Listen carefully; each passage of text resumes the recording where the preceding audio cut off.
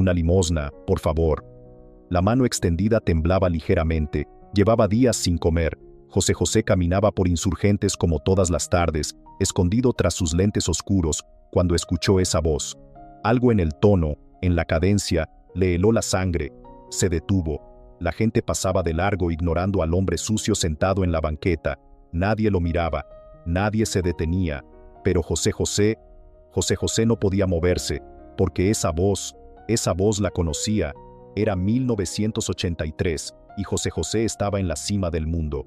El príncipe de la canción era más que un apodo, era una corona que llevaba con orgullo por todo el continente. Sus discos se vendían como pan caliente desde México hasta Argentina, y cada presentación era un evento que paralizaba ciudades enteras. El Triste, Gavilán o Paloma, Volcán, cada canción era un himno que hacía llorar a millones de personas que encontraban en su voz el eco de sus propios corazones rotos.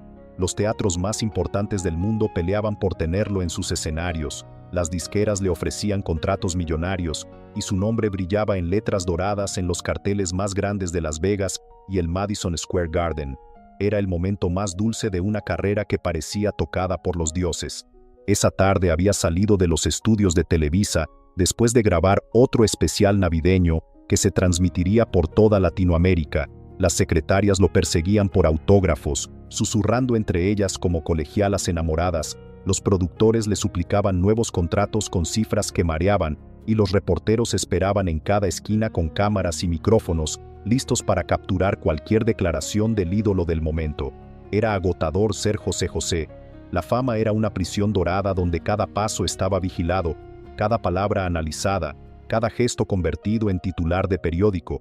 Por eso había desarrollado el hábito de escaparse solo, sin guardaespaldas, sin séquito, sin la muralla humana que normalmente lo rodeaba. Le gustaba perderse entre la gente común, caminar por las calles que lo habían visto crecer, recordar de dónde venía antes de que el mundo entero conociera su nombre y lo elevara a alturas que a veces le daban vértigo. Pero ahora, parado ahí en medio de la banqueta de Insurgentes, con el ruido ensordecedor del tráfico martillando en sus oídos y el olor a escape de los camiones llenándole los pulmones, algo no estaba bien. El hombre frente a él no levantaba la vista, seguía con la mano extendida esperando que alguien, cualquiera, le diera una moneda que le permitiera comprar algo de comida antes de que cayera la noche. Su ropa era un desastre de trapos sucios y remendados, su cabello gris y despeinado como si llevara meses sin ver un espejo, y su rostro estaba marcado por años de sol inclemente, lluvia fría y el abandono despiadado de una ciudad que no perdona a los que se quedan atrás. José José se quitó los lentes oscuros con manos temblorosas, como si necesitara ver más claramente lo que sus ojos se negaban a aceptar. Sus ojos se fijaron en las manos del desconocido, y ahí estaba, una cicatriz pequeña pero inconfundible en el dedo índice izquierdo, una marca que él conocía como la palma de su propia mano, una marca que había visto 1000 veces cuando eran niños, corriendo por las calles polvorientas de Clavería, peleando por canicas, compartiendo tacos de guisado comprados con las monedas que juntaban, vendiendo periódicos en los semáforos. Los recuerdos empezaron a llegar como una avalancha imparable, voces de la infancia gritando su nombre verdadero, risas compartidas bajo la sombra de los árboles del parque, promesas hechas con la solemnidad que solo pueden tener los niños, juramentos de amistad eterna sellados con sangre y saliva en un barrio que el progreso había borrado del mapa. No, no puede ser él, murmuró José José, pero mientras más lo miraba, más seguro estaba. La forma de inclinar la cabeza hacia la izquierda cuando pensaba, la manera de mantener los hombros hacia adelante incluso en la derrota, pequeños gestos que el tiempo no borra, que la pobreza no puede quitar, que ni siquiera la vida más cruel puede arrancar del alma. El hombre levantó la vista por un segundo, y José José vio sus ojos, esos ojos que una vez brillaron de emoción cuando escucharon por primera vez El Triste en un radio viejo, los mismos ojos que se llenaron de lágrimas de orgullo cuando José José ganó su primer premio en un concurso de barrio, los mismos ojos que le dijeron, vas a ser grande, hermano, cuando aún nadie más creía en él. José José sintió que el mundo se tambaleaba bajo sus pies. El hombre que estaba pidiendo limosna en plena Insurgentes era Roberto, su mejor amigo de la infancia, su hermano de la calle, el único que realmente lo conocía desde antes de que existiera el príncipe de la canción. José José cerró los ojos y respiró profundo, tratando de calmar el terremoto que se había desatado en su pecho. Cuando los abrió, Roberto seguía ahí, real como el asfalto bajo sus pies, destruido como un edificio después del temblor, invisible para el mundo que pasaba a su lado, sin siquiera voltear a verlo. ¿Cómo había llegado hasta ahí? ¿Cuánto tiempo llevaba en las calles? ¿Por qué nunca lo buscó? ¿Por qué nunca supo que su amigo se había perdido en la oscuridad mientras él conquistaba los escenarios más importantes del mundo? Las preguntas se atropellaban en su mente como autos en una carretera sin semáforos, pero una certeza se abría paso entre todas ellas. No podía seguir caminando, no podía fingir que no lo había visto, no podía traicionar 30 años de amistad por miedo a lo que pudiera encontrar al acercarse. Con pasos lentos como si caminara sobre cristales rotos, José José se aproximó. Cada metro que avanzaba era una eternidad. Cada segundo que pasaba era un siglo de dudas y terror. ¿Y si Roberto no lo reconocía? ¿Y si el alcohol o las drogas habían borrado su memoria? ¿Y si la vida había sido tan cruel con él que ya no quedaba nada del muchacho que una vez prometió que serían amigos para siempre? José José se detuvo a menos de 2 metros de distancia, lo suficientemente cerca para escuchar la respiración entrecortada de Roberto, lo suficientemente lejos para huir si el dolor se volvía insoportable. Roberto seguía con la cabeza agachada, murmurando su petición como una oración desesperada. Una limosna, por favor, cualquier cosa que puedan dar, Dios se los pague. Su voz era un susurro ronco, gastado, como si hubiera gritado durante años hasta quedarse sin aliento. «Roberto», dijo José José, y la palabra salió de su garganta como un gemido ahogado. Roberto no se inmutó, siguió con la mano extendida, esperando que cayera una moneda, un billete, un milagro.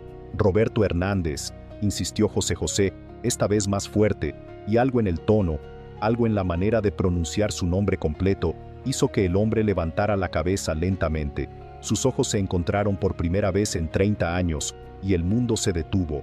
Roberto lo miró como si estuviera viendo un fantasma, como si el pasado hubiera cobrado vida y estuviera parado frente a él con traje caro y zapatos lustrados. Sus labios se movieron sin emitir sonido, tratando de formar palabras que su mente no podía procesar. «José», murmuró finalmente, y en esa simple palabra había toda una vida de sorpresa, incredulidad y algo que podría haber sido esperanza si no estuviera envuelto en tanto dolor. «José, ¿eres tú?» José José asintió, incapaz de hablar porque tenía la garganta cerrada por una emoción tan grande que amenazaba con ahogarlo. Roberto se incorporó lentamente, como si cada movimiento le doliera, como si sus huesos fueran de cristal y pudieran romperse con el viento. Cuando estuvo de pie, José José pudo ver la devastación completa. Estaba demasiado delgado, sus mejillas hundidas hablaban de días sin comer, sus ojos tenían esa opacidad que da el sufrimiento prolongado, y su ropa olía a abandono y noches a la intemperie. «No puede ser», susurró Roberto, tocándose la cara como si necesitara confirmar que no estaba soñando. «No puede ser que seas tú, el José José, el príncipe de la canción». Había algo extraño en su tono, una mezcla de alegría y amargura que hizo que José José sintiera un puñal clavándose en el estómago. «Soy yo, Roberto, soy José, tu amigo, José». «¿Mi amigo?» Roberto soltó una risa que sonó más a llanto. «¿Mi amigo José que se convirtió en estrella y se olvidó de que existía?» La acusación cayó entre ellos como una bomba, llenando el aire de una tensión tan espesa que se podía cortar con cuchillo. José José sintió que se le partía el alma. No era verdad, nunca se había olvidado de Roberto, simplemente la vida los había llevado por caminos diferentes, y cuando quiso acordarse, ya no sabía cómo encontrarlo. «Roberto, yo nunca qué», lo interrumpió Roberto, y por primera vez en la conversación había un destello de la fiereza que José José recordaba de su infancia. «¿Nunca te olvidaste? ¿Nunca pensaste que tal vez tu compadre del barrio podría necesitar tu ayuda? ¿Nunca se te ocurrió buscarme cuando empezaste a ganar millones cantando las canciones que escribíamos juntos cuando éramos chavos?» Cada palabra era una bofetada, y José José las recibió todas porque sabía que las merecía. Era cierto, había estado tan ocupado construyendo su carrera, tan absorto en su propio éxito, que había perdido de vista lo que realmente importaba.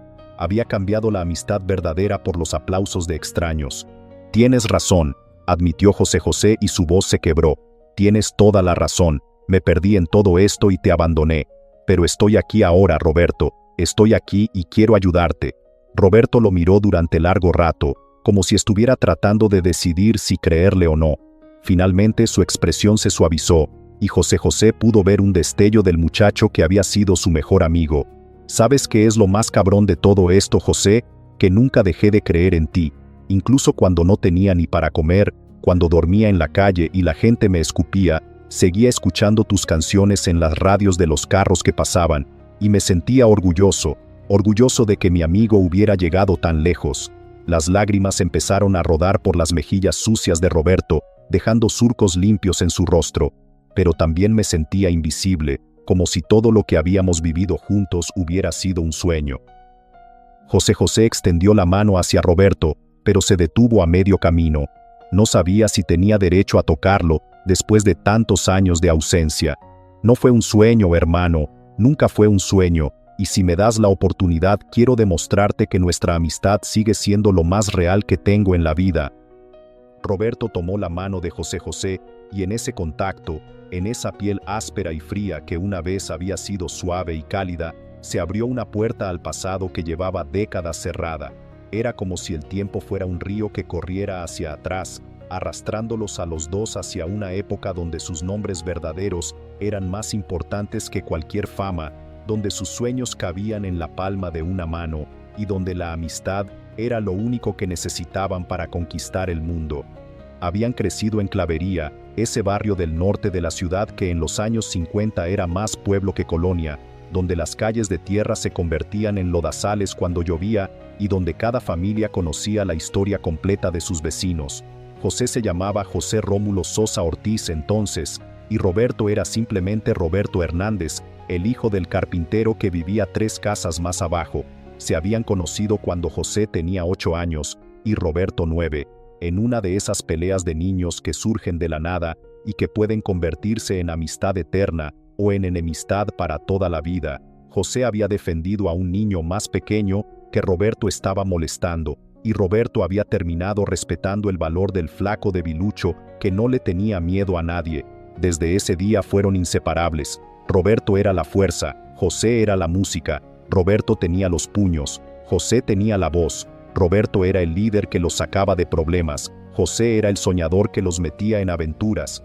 Juntos vendían periódicos en las mañanas, limpiaban carros en las tardes, y por las noches se sentaban en la azotea de la casa de Roberto a planear cómo iban a conquistar el mundo.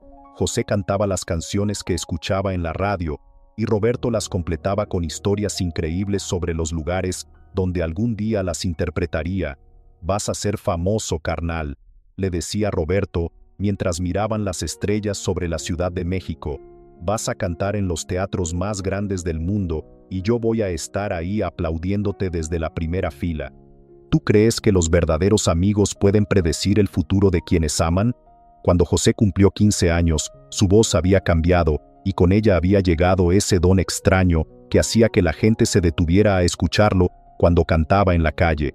Roberto fue el primero en darse cuenta de que su amigo tenía algo especial, algo que trascendía el simple talento y se acercaba peligrosamente a la magia. Fue Roberto quien lo convenció de inscribirse en el primer concurso de canto del barrio, Roberto quien le prestó la camisa blanca para la presentación, Roberto quien gritó más fuerte que nadie cuando José ganó el primer lugar y los 100 pesos de premio.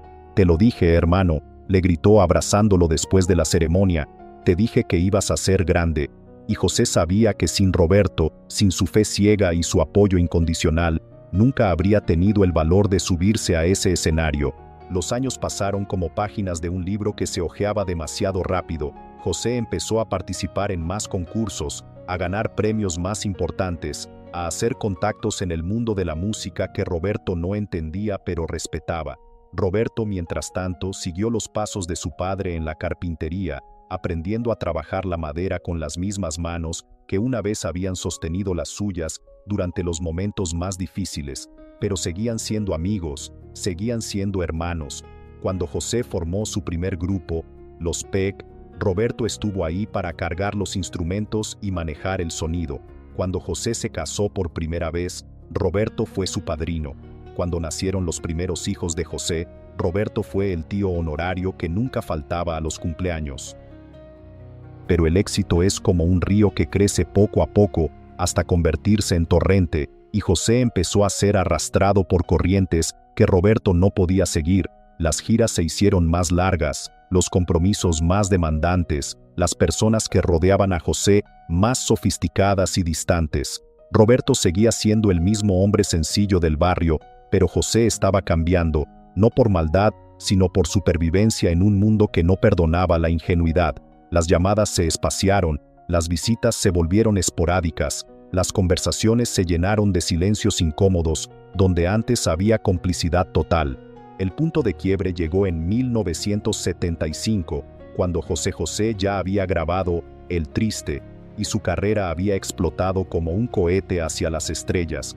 Roberto había perdido su trabajo en la carpintería, su matrimonio se estaba desmoronando, y había empezado a beber para ahogar una tristeza que no podía explicar con palabras. Una noche apareció borracho en la casa de José José, pidiendo ayuda, pidiendo trabajo, pidiendo simplemente que su amigo lo viera como el hermano que había sido durante tantos años. Pero José José estaba preparándose para una gira internacional. Tenía la casa llena de empresarios y productores, y Roberto llegó en el peor momento posible. La pelea fue terrible. Roberto gritó que José se había olvidado de dónde venía, que había cambiado a sus verdaderos amigos por gente que solo lo quería por su dinero. José José respondió que Roberto estaba celoso de su éxito, que no podía aceptar que algunas personas estuvieran destinadas a cosas más grandes. Dijeron cosas que no debían haberse dicho nunca, se hicieron heridas que sangraron durante décadas. Roberto se fue esa noche jurando que nunca más volvería a buscar a José José, y José José lo dejó ir pensando que tal vez era lo mejor para ambos. Esa fue la última vez que se vieron. Durante los siguientes años, José José preguntó por Roberto de vez en cuando, pero las noticias que llegaban eran cada vez peores, que había perdido la casa, que se había separado definitivamente de su esposa, que había empezado a vender cosas en la calle, que bebía cada vez más, que había desaparecido del barrio y nadie sabía dónde estaba. José José se decía a sí mismo que cuando terminara la gira, cuando acabara de grabar el disco, cuando tuviera tiempo iría a buscarlo y arreglarían las cosas, pero el tiempo nunca llegaba, y poco a poco Roberto se convirtió en un fantasma del pasado, en una herida que José José había aprendido a no tocar para que no le doliera. Ahora, 30 años después, el fantasma había cobrado vida y estaba parado frente a él en una banqueta de Insurgentes, real y devastado, y esperando que José José decidiera si valía la pena rescatar lo que quedaba de una amistad que una vez había sido lo más importante en sus vidas.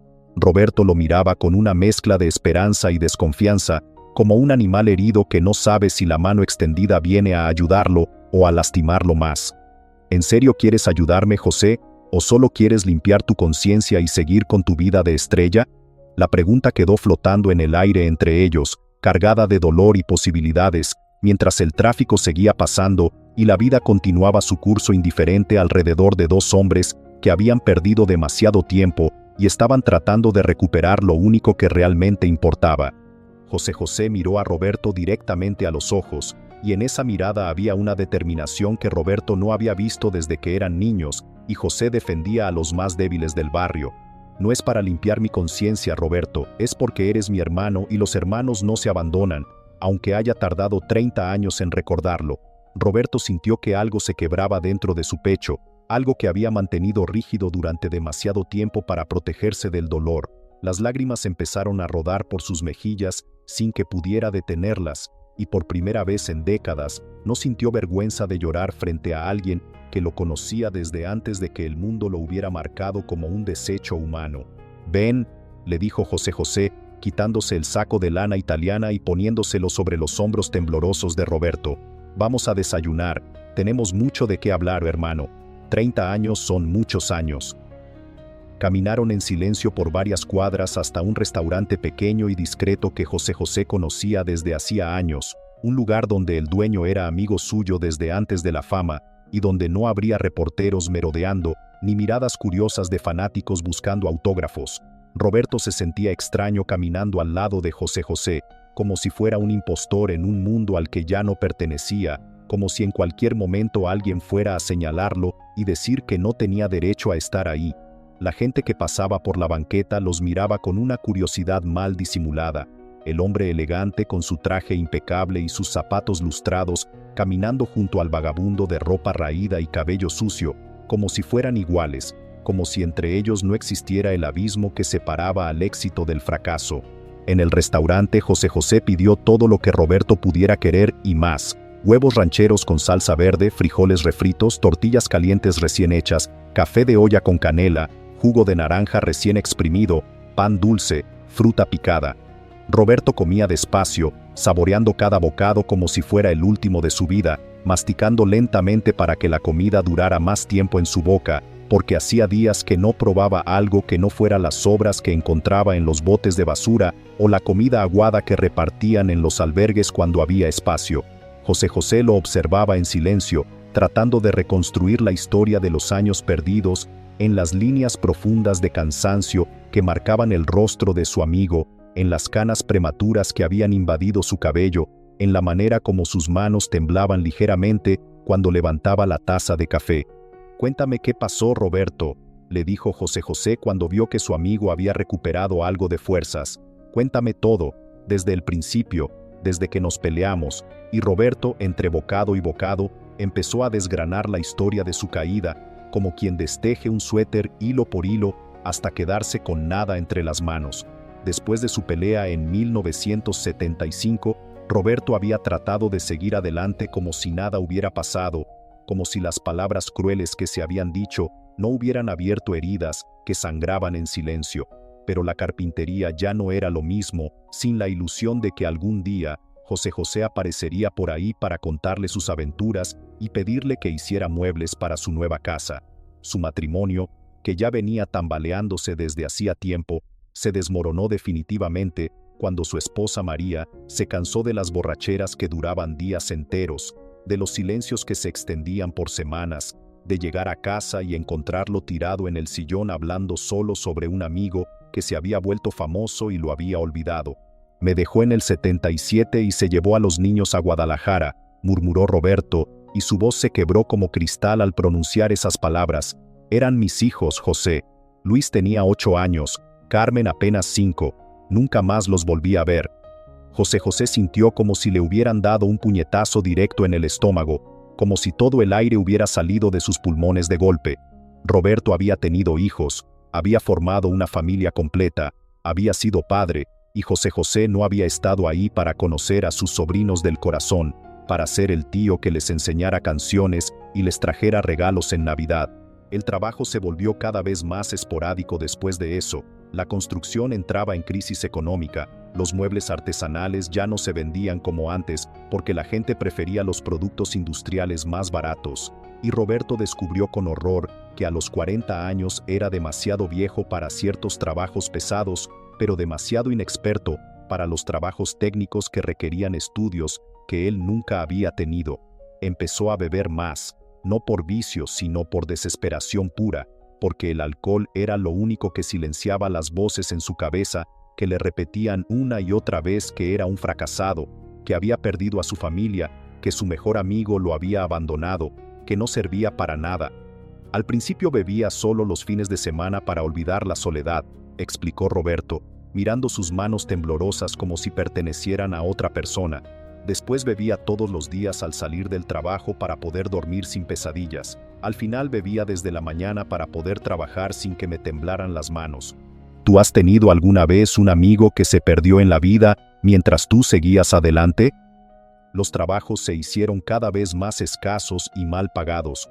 Los patrones ya no confiaban en un carpintero que olía a alcohol desde las 8 de la mañana, que llegaba tarde y se iba temprano, que hacía mal las medidas porque no podía mantener las manos firmes. Roberto se encontró durmiendo en cuartos de azotea cada vez más pequeños y baratos, en vecindades donde el agua se cortaba todos los días y la luz se robaba con diablitos, hasta que llegó el día en que ya no pudo pagar ni eso, y la calle lo recibió con su crueldad indiferente y despiadada.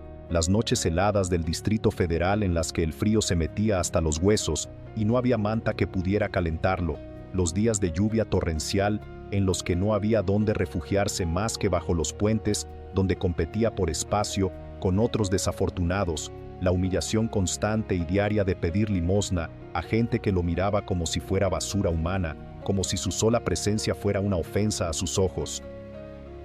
José José sabía, con la certeza dolorosa que da la experiencia, que encontrarse era solo el principio de algo mucho más complicado.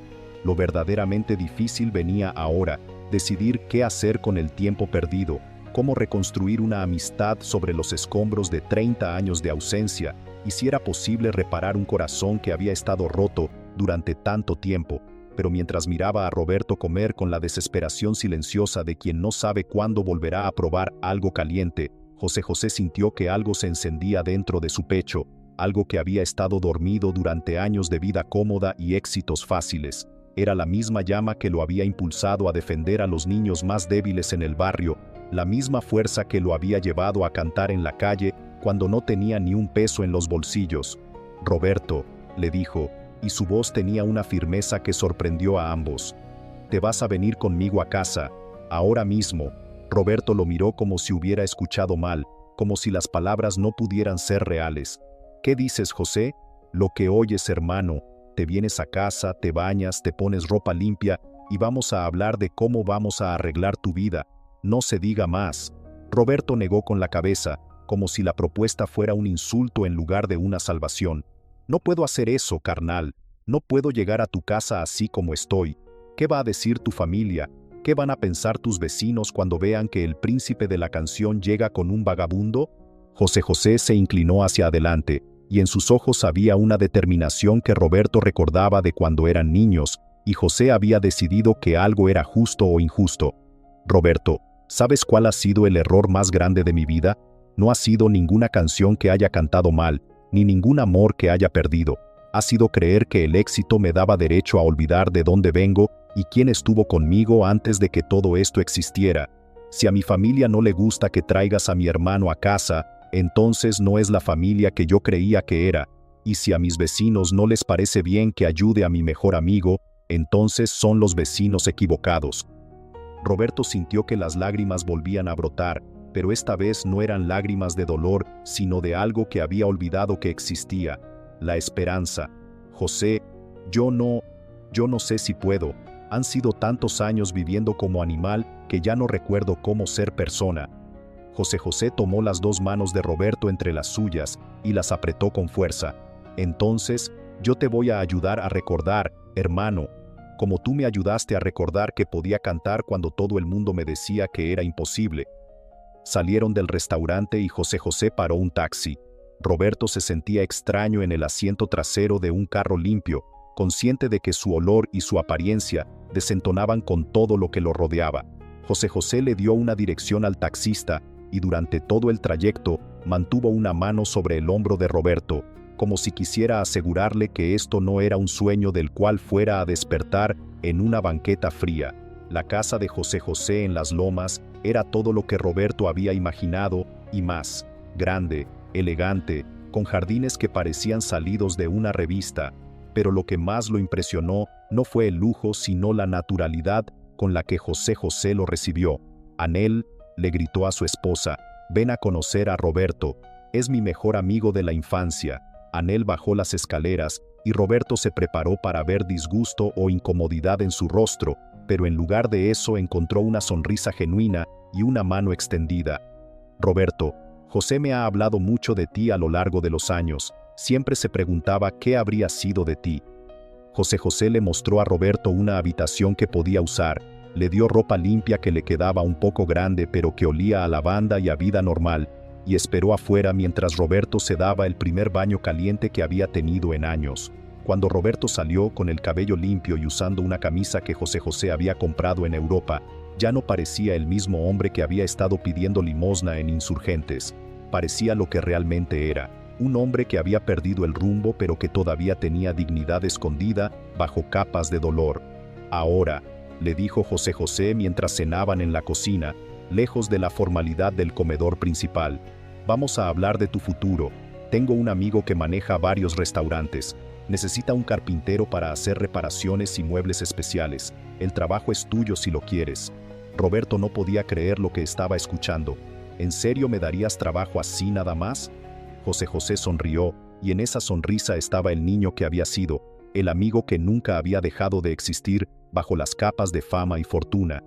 Roberto, no te estoy dando nada, te estoy devolviendo lo que siempre fue tuyo, la oportunidad de ser quien realmente eres.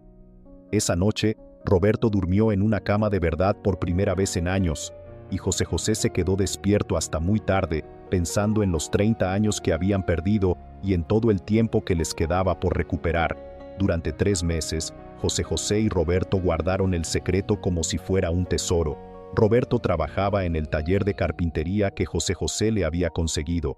Vivía en un departamento pequeño pero digno, que habían rentado juntos, y poco a poco iba recuperando no solo su salud física, sino algo mucho más importante, su autoestima. Los fines de semana se reunían en casa de José José para recordar viejas anécdotas, para cantar las canciones que habían inventado cuando eran niños, para reconstruir una amistad que había sobrevivido a 3 décadas de separación. José José había decidido que no quería publicidad sobre lo que había hecho, no quería que la prensa convirtiera el reencuentro con Roberto en una estrategia de marketing o en una foto oportunista. Esto era algo sagrado, algo que pertenecía solo a ellos dos. Pero los secretos buenos tienen la costumbre de salir a la luz cuando menos se espera. Un día, un reportero de espectáculos que estaba investigando una historia completamente diferente, se enteró por casualidad de que José José había rescatado a un amigo de la calle. Al principio nadie le creyó la historia. Parecía demasiado buena para ser verdad en un mundo de celebridades que solo se preocupaban por su imagen pública. Pero el reportero era persistente, hizo sus investigaciones, habló con gente del barrio que recordaba la amistad entre José y Roberto, y finalmente consiguió confirmar cada detalle de la historia. ¿Tú qué opinas de los famosos que ayudan en silencio, sin buscar publicidad? Cuando la noticia salió publicada en primera plana, México entero se paralizó. No era solo la historia de una estrella ayudando a un amigo, era la historia de alguien que no había olvidado sus raíces, que había puesto la amistad por encima de la fama, que había demostrado que el éxito verdadero se mide en actos de amor y no en aplauso de extraños.